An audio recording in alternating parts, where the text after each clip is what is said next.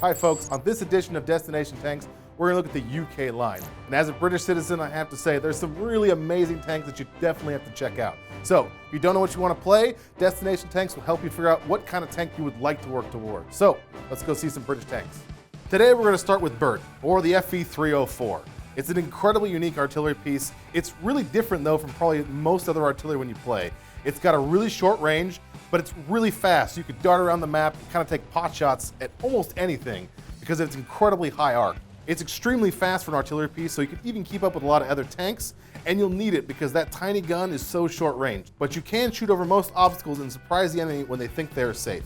This is some of the most fun I've had in this game since the Su-26, which is unfortunately a shallow shell of itself. Shoot for the FV304 if you like an artillery piece that can go anywhere and hit anything, but you don't mind that it's got some serious short range for an artillery piece. So next up, we have a tank destroyer, and this is perhaps the definition of a glass cannon. It's this tiny little thing called the Alecto, and it is really, really fun. It's very speedy, it's got good maneuverability, and it's extremely low profile. It's so freaking tiny. Look at this. It's hard to see or even harder to hit it. The Alecto is great at hiding in the bush, flanking the enemy, and then coming out on top, because just look how are you going to hit this dang thing. It's also incredibly effective at just harassing enemies, relocating, and moving around because it's so quick. But as you can see, it has basically no armor on it at all, and it has an open top, so a shot from artillery will definitely ruin this thing's day. Shoot for the Alecto if you want a tiny package but a huge gun, and watch out for just about anything that shoots at you. The Covenator is a great name for a tank, and it is a decent light tank at that. It's fast and great for harassing distracted enemies. The gun can't consistently damage some of the bigger, heavier tanks, especially from the front, but you shouldn't be fighting from the front anyways. It's a great flanker because of its speed.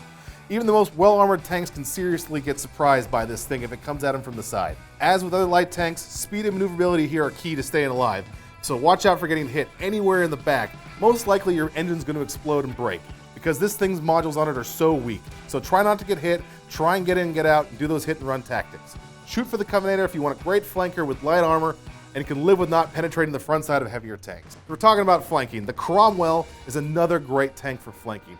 It's got speed, maneuverability, and some insane acceleration on it. Couple this with a great all-around gun, and this is a really, really fun tank to get in people's face and deal some serious damage. For these awesome benefits though, you have to sacrifice something, and armor is that something in this case.